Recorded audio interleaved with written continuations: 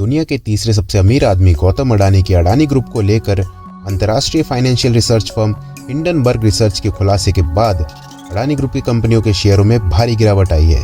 दरअसल 24 जनवरी को Hindenburg research ने एक रिपोर्ट जारी की थी। इस रिपोर्ट के आने के बाद 25 जनवरी को एक ही दिन में अडानी ग्रुप के कंपनियों ने मार्केट कैप में 2.5 लाख करोड़ रुपए से ज्यादा की रकम गंवा दी थी। क्या है ऐसा इस रिपोर्ट में और कौन है ये हिंडनबर्ग रिसर्च फर्म? इसकी महज एक रिपोर्ट ने अडानी की नींव हिला के रख दी है। जानेंगे पूरी खबर विद फुल जानकारी आज के इस वीडियो में। नमस्कार दोस्तों, मैं सम्राट आप सभी का स्वागत करता हूं ज्ञानवाणी में।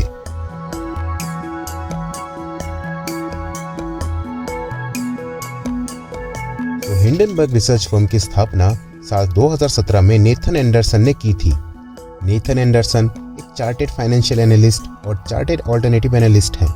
इनकी इस कंपनी यानी हिंडनबर्ग रिसर्च का काम है फॉरेंसिक फाइनेंशियल रिसर्च करना। वैसे आपको बता दें कि इस कंपनी के नाम के पीछे भी एक अलग हिस्ट्री है। तो जरा पास्ट में चलते हैं और पहुंचते हैं साल 1937 में। उस वक्त एक हवाई जहाज हुआ करता था जिसका नाम हिंडनबर्ग था, जो कि एक एयरशिप था। आपने असल जिंदगी में भी कहीं ना कहीं जरूर देखा होगा।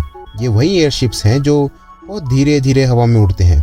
उस साल हिंडनबर्ग के इस एयरशिप में अचानक आग लग जाती है, जिसकी वजह से लगभग 35 लोगों की मौत हो गई। अब आप सोच रहे होंगे कि भला इस एयरशिप के दुर्घटना से कंपनी के नाम का क्या ताल्लुक है। तो आपको बता दें कि नेथन एंडरसन 1937 में हुई इस एयरशिप दुर्घटना को स्टॉक मार्केट के डिजास्टर से कंपेयर करते हुए कहते हैं कि ये सब मैन मेड डिजास्टर्स हैं और इनकी कंपनी का काम है स्टॉक मार्केट में हिंडनबर्ग एयरशिप टाइप डिजास्टर होने से रोकना। अब सवाल ये उठता है कि भला इस काम से हिंडनबर्ग को क्या फायदा होता है। तो 2017 में स्थापित कंपनी हिंडनबर्ग सिर्फ रिसर्च नहीं करती, शॉर्ट सेलिंग भी करती है। अब ये शॉर्ट सेलिंग क्या भला है? तो आमतौर पे जब कोई स्टॉक मार्केट में पैसा लगाता है तो किसी स्टॉक का प्राइस बढ़ने पे ही उसे बेचता है और उससे उसे प्रॉफिट होता है। इस प्रोसेस को लॉन्ग सेलिंग कहते हैं। पर शॉर्ट सेलिंग के केस में जब किसी स्टॉक पे पैसा लगाए जाते हैं तो इस उम्मीद के साथ लगाए जाते हैं कि उस स्टॉक का प्राइस घटेगा, यानी अगर किसी स्टॉक का प्राइस घटा और उससे बेचा गया तो तब प्रॉफिट होगा। और हिंडनबर्ग इसी शॉर्ट सेलिंग टेक्निक के जरिए पैसे कमाता है। यानी हिंडनबर्ग पहले तो कंपनी के फ्रॉड्स को एक्सपोज करता है और उसके बाद उस कंपनी पे इन्वेस्ट करता है और फिर शॉर्ट सेलिंग के जरिए प्रॉफिट कमाता है। और यही फाइनेंशियल रिसर्च और शॉर्ट सेलिंग हिंडनबर्ग अडानी पे भी कर रहा है। जैसा कि मैंने शुरू में ही बताया था कि हिंडनबर्ग के अडानी के अगेंस्ट एक रिपोर्ट की वजह से अडानी के स्टॉक ऐसे गिर रहे हैं मानो शिमला की बर्फ। असल में इस रिपोर्ट में अडानी पे 106 पन्नों का एक रिपोर्ट पेश किया गया। इसमें अडानी पे कई सारे एलिगेशंस लगाए गए हैं। तो अडानी ग्रुप में मेनली 7 स्टॉक लिस्टेड कंपनीज हैं, जैसे Adani green energy, Adani enterprises, Adani transmission, Adani gas, Adani total power, Adani ports और अडानी विलमार। तो पहला एलिगेशन जो अडानी पे लगा है वो ये है कि कुछ साल पहले जिस अडानी ग्रुप के ऑपरेशंस फैले हुए नहीं थे, उसी अडानी ग्रुप की साल 2020 से अब तक अचानक ऐसी क्या ग्रोथ हुई कि अडानी की नेटवर्थ $120 बिलियन पहुंच गई। जबकि 2020 से कोरोना काल की शुरुआत हो गई थी, जब सब चीजें लॉकडाउन के चलते ठप पड़ गई थी। वहीं अडानी ग्रुप अलग ही शोहरत की ऊंचाई छू रहे थे। अडानी ने $120 बिलियन में से 100 बिलियन सिर्फ 3 साल में प्राप्त की।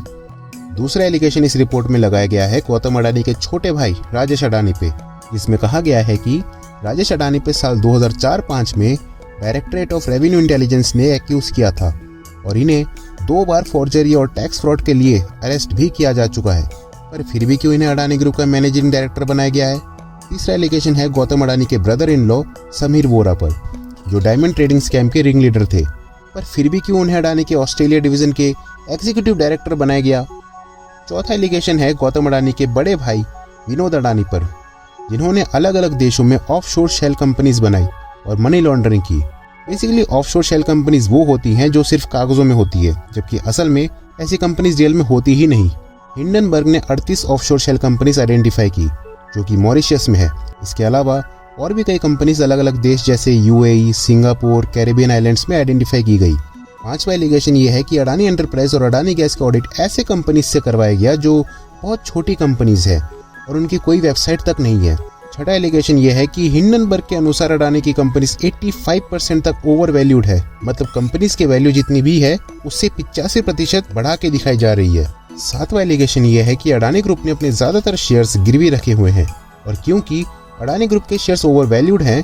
ऐसे में अगर कभी शेयर्स की कीमत गिरे तो अडानी ग्रुप के साथ साथ जिन बैंक्स में उन शेयर्स को गिरवी रखा हुआ था वो भी डूब जाएंगे। और इस तरह कई सारे एलिगेशन अडानी ग्रुप पे लगाए गए हैं। आप चाहें तो डिस्क्रिप्शन में दिए गए लिंक पे जाके फुल डिटेल में इसे पढ़ सकते हैं। अब आप सोच रहे होंगे कि इतने सारे एलिगेशंस के बाद भला गौतम अडानी जी कैसे चुप रह सकते हैं। तो इस रिपोर्ट के अगेंस्ट में 26 जनवरी को अडानी ग्रुप के लीगल हेड जतिन जलोंदवाला हिंडनबर्ग को लीगल एक्शंस लेने की धमकी देते हैं। इसके बाद हिंडनबर्ग कहता है कि अडानी ग्रुप जो भी कानूनी एक्शंस लेना चाहती है वो ले सकती है। हिंडनबर्ग ने कहा कि वो अपनी रिपोर्ट पे पूरी तरह से कायम है और अगर अडानी लीगल एक्शंस लेना चाहते ही हैं तो उन्हें अमेरिका में मुकदमा दायर करना चाहिए जहां हिंडनबर्ग काम करता है, क्योंकि वहां उनके पास कानूनी जांच में मांगे जाने वाले दस्तावेजों की एक लंबी लिस्ट है। वैसे अडानी समूह कोई पहला नहीं है जिस पर अमेरिका फर्म ने रिपोर्ट जारी करी है। इससे पहले इसने अमेरिका, कनाडा, चीन की करीब 18 कंपनी को लेकर अलग अलग रिपोर्ट जारी की थी, जिसके बाद काफ़ी बवाल मचा था। हिंडनबर्ग की सबसे चर्चित रिपोर्ट अमेरिका की ऑटो सेलर की बड़ी कंपनी निकोला को लेकर थी। इस रिपोर्ट के बाद निकोला के शेयर 80% तक टूट गए थे। 24 जनवरी को पब्लिश हुई इस रिपोर्ट ने अडानी के साम्राज्य में ऐसी उथल पुथल मचाई कि महीने भर में उनकी नेटवर्थ से करीब 48 अरब डॉलर साफ हो गए और वे टॉप 10 अमीरों की लिस्ट से बाहर निकल गए। Forbes real time billionaires index के ताज़ा आंकड़ों पर नजर डालें तो गौतम अडानी की नेटवर्थ कम होकर अब महज 64.7 अरब डॉलर रह गई है। इतनी संपत्ति के साथ वे दुनिया के अरबपतियों की लिस्ट से खिसक कर अब 16वें नंबर पर आ गए हैं।